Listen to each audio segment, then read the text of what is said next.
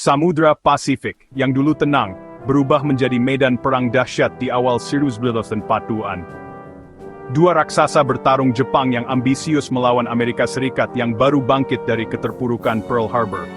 Fokus kita, dua pertempuran titik balik, Midway dan Guadalcanal, yang mengubah arah Perang Dunia Kedua di Pasifik. Mari kita telusuri bagaimana keberanian, strategi, dan sedikit keberuntungan membalikkan nasib di lautan luas ini.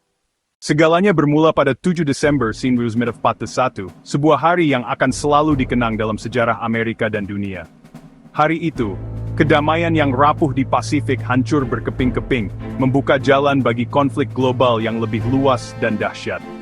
Saat ratusan pesawat Jepang menyerang Pearl Harbor secara mendadak.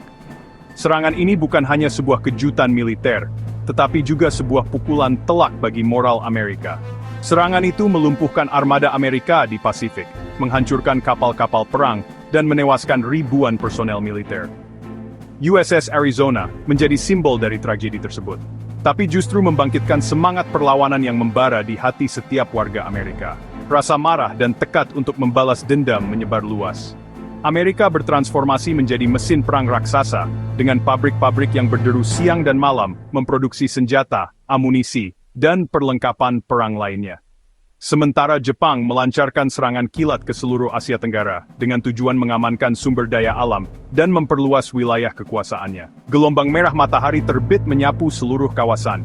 Filipina menjadi salah satu target utama.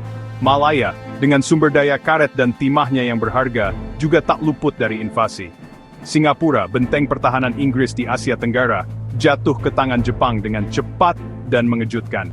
Dan Hindia Belanda, atau Indonesia modern, jatuh satu persatu ke tangan Jepang, menandai babak baru dalam sejarah bangsa Indonesia. Armada Jepang mendominasi lautan Pasifik, dengan kapal-kapal induk dan kapal perangnya yang modern dan canggih.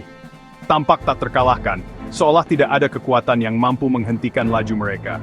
Namun, para pemimpin Jepang, dalam euforia kemenangan mereka, meremehkan kemampuan Amerika untuk bangkit dari keterpurukan, dan memobilisasi kekuatan industri dan militernya yang sangat besar. Di tengah kekalahan beruntun yang memukul mundur pasukan Amerika di berbagai front pertempuran, Amerika sangat membutuhkan kemenangan yang signifikan untuk membalikan keadaan dan mengangkat moral pasukan serta rakyatnya. Para perencana perang di Washington bekerja tanpa lelah, mencari celah dalam pertahanan Jepang, mempelajari peta dan data intelijen dengan seksama untuk menemukan cara menyerang balik. Mereka tahu, satu pukulan telak yang tepat sasaran bisa menggoyahkan kepercayaan diri Jepang dan mengubah jalannya perang di Pasifik. Kesempatan itu segera datang, sebuah titik terang di tengah kegelapan perang. Berkat kecerdikan para pemecah kode dan kesalahan strategis musuh, Amerika mendapatkan keuntungan intelijen yang sangat berharga.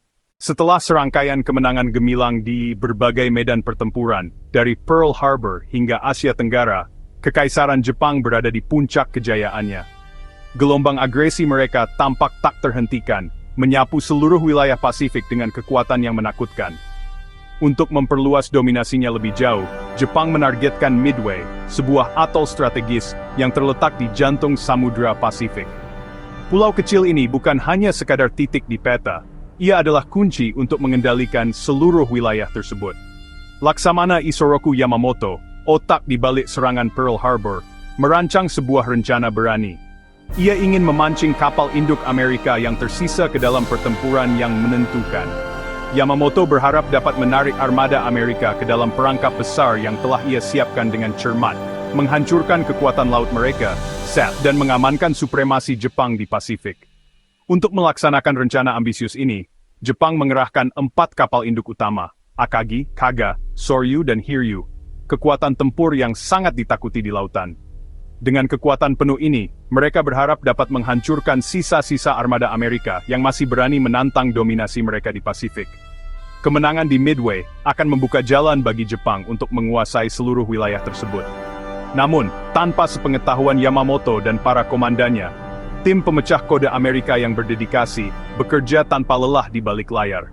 Mereka berhasil membongkar kode rahasia Jepang, membuka tabir rencana operasi yang akan datang, dan memberikan keunggulan tak ternilai bagi Amerika. Dengan kecerdikan dan ketekunan, mereka memastikan bahwa target sebenarnya dari operasi Jepang adalah Midway, bukan target lain yang dimaksudkan untuk mengelabui mereka. Informasi ini sangat krusial.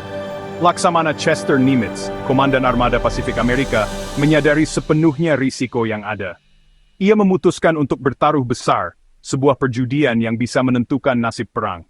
Dengan berani, Nimitz mengabaikan serangan pengalih Jepang ke Kepulauan Aleutian, sebuah langkah yang sangat berisiko, dan memilih untuk memusatkan seluruh kekuatan yang tersedia di sekitar Midway. 3 kapal induk Amerika yang tangguh, USS Enterprise, USS Hornet, dan USS Yorktown, bersiap untuk menghadapi armada Jepang yang perkasa. Mereka bersembunyi di balik cakrawala, bersiap untuk menyergap armada Jepang yang mendekat, menunggu saat yang tepat untuk melancarkan serangan balik yang mematikan. Jepang, yang masih belum menyadari bahaya yang mengintai, terus melaju menuju Midway, tidak tahu bahwa lawan mereka sudah menunggu dalam posisi siap tempur. Keunggulan intelijen yang diperoleh Amerika menjadi kunci utama dalam mempersiapkan pertempuran yang akan datang, memberikan mereka keuntungan strategis yang tak ternilai harganya. Dengan semua pemain di tempatnya, panggung untuk pertempuran laut paling menentukan dalam Perang Pasifik pun siap digelar. Sebuah pertempuran yang akan mengubah jalannya sejarah.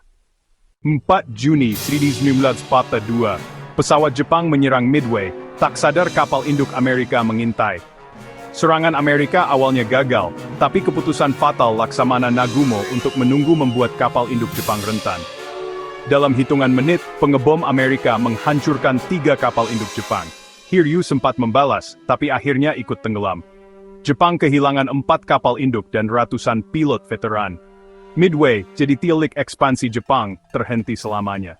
Kemenangan di Midway memberikan Amerika Serikat inisiatif yang sangat dibutuhkan dalam Perang Pasifik. Momentum kini berpihak pada mereka, memungkinkan perencanaan ofensif yang lebih ambisius. Kekalahan Jepang di Midway menggagalkan rencana mereka untuk memperluas perimeter pertahanan mereka dan memberikan pukulan moral yang besar. Target berikutnya adalah sebuah pulau kecil yang bernama Guadalcanal, bagian dari Kepulauan Solomon. Sebuah lokasi yang tampaknya tidak penting, namun akan segera menjadi pusat dari salah satu pertempuran paling sengit dan menentukan dalam perang. Di Guadalcanal, Jepang secara diam-diam membangun sebuah lapangan terbang yang berpotensi mengancam jalur pasokan sekutu antara Amerika Serikat, Australia, dan Selandia Baru. Pembangunan lapangan terbang ini merupakan ancaman strategis yang tidak bisa diabaikan oleh sekutu.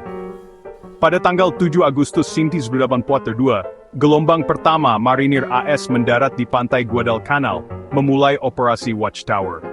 Pendaratan ini menandai dimulainya kampanye panjang dan berdarah untuk merebut kembali pulau tersebut dari tangan Jepang. Mereka berhasil merebut Henderson Field, lapangan terbang yang menjadi kunci strategis, nyaris tanpa perlawanan yang berarti. Penguasaan lapangan terbang ini akan memungkinkan sekutu untuk mendatangkan pesawat dan memberikan dukungan udara bagi pasukan di darat. Namun, perebutan Henderson Field hanyalah awal dari sebuah pertempuran brutal yang baru saja dimulai. Jepang tidak akan menyerahkan Guadalcanal dengan mudah.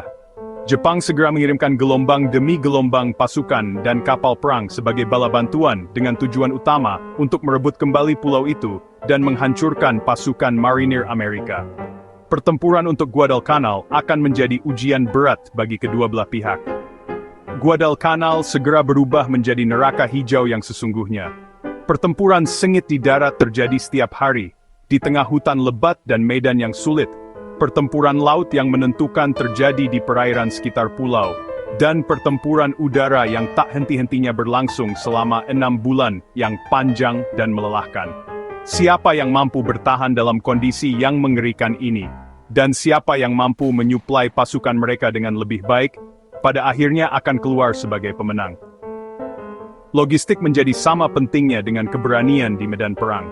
Setiap prajurit harus tidak hanya melawan musuh yang gigih, tetapi juga hutan yang lebat dan berbahaya, berbagai penyakit tropis yang mematikan, dan kelaparan yang terus menghantui. Kondisi yang sangat berat menguji batas ketahanan manusia. Setiap malam, kapal-kapal Jepang tanpa henti membombardir posisi marinir, menghujani mereka dengan tembakan artileri yang dahsyat, menjadikan perairan di sekitar Guadalcanal, yang kemudian dikenal sebagai Iron Bottom Sound, menjadi kuburan bagi banyak kapal perang dari kedua belah pihak. Pertempuran Guadalcanal akan menjadi salah satu pertempuran laut paling mahal dalam sejarah. Marinir Amerika bertahan mati-matian di sekitar Henderson Field, menghadapi serangan Banzai Jepang. Pertempuran legendaris seperti Tenaru dan Edson's Ridge membuktikan ketangguhan mereka. Di laut, pertempuran malam hari menenggelamkan puluhan kapal di Iron Bottom Sound. Prajurit hidup dalam mimpi buruk, penembak jitu, artileri, kelaparan dan penyakit. Namun, semangat mereka tak padam. Henderson Field jadi kunci. Selama lapangan terbang itu bertahan, pesawat Amerika bisa menguasai siang hari. Jepang hanya bisa mengirim pasukan lewat malam, tanpa peralatan berat. Ketidakmampuan Jepang menaklukkan Henderson Field jadi awal kekalahan mereka. Midway dan Guadalcanal mengubah segalanya. Jepang kehilangan 4 kapal induk dan ratusan pilot terbaik, kerugian yang tak tergantikan. Di Guadalcanal, ribuan tentara Jepang tewas karena pertempuran, kelaparan, dan penyakit. Setelah kekalahan ini, Jepang hanya bisa bertahan, tak lagi menyerang. Bagi sekutu, kemenangan ini jadi dorongan moral besar. Amerika kini beralih ke strategi menyerang, memulai kampanye Iceland hopping menuju Jepang. Setiap pulau yang direbut jadi pangkalan baru. Industri Amerika membanjiri Pasifik dengan kapal, pesawat, dan pasukan. Gelombang kemenangan Jepang telah berakhir. Kini giliran sekutu yang tak terbendung. Midway dan Guadalcanal adalah titik balik Perang Pasifik. Sebelum Midway, Jepang mendominasi lautan dan menentukan jalannya perang. Setelah Midway, Amerika mengambil inisiatif strategis. Jepang kehilangan kemampuan proyeksi kekuatan, moral mereka terpukul. Guadalcanal membuktikan tentara Jepang bisa dikalahkan di darat. Perang gesekan di sana menguras sumber daya Jepang, yang tak mampu mengganti kerugian secepat Amerika. Kedua pertempuran ini menandai akhir ekspansi Jepang dan awal serangan balasan sekutu. Jalan menuju kemenangan masih panjang, tapi hasil akhirnya tak lagi diragukan. Titik balik telah tercapai. Jepang kini berada di jalur kekalahan yang tak terhindarkan. Kisah Midway dan Guadalcanal adalah drama strategi, keberanian, dan pengorbanan. Tanpa pemecah kode di The Dungeon, Midway bisa jadi bencana bagi Amerika. Di Guadalcanal, pahlawan seperti John Basilone bertahan melawan ribuan tentara Jepang. Laksamana Nimitz menyebut kemenangan di Midway sebagai penghargaan atas kekuatan ilahi. Kekalahan membuat Jepang sadar akan kesombongan mereka. Pertempuran ini membentuk tatanan dunia pasca perang. Di balik lautan Pasifik yang tenang, tersimpan kisah keberanian yang mengubah sejarah. Midway dan Guadalcanal titik balik bukan hanya dalam perang, tapi dalam sejarah manusia.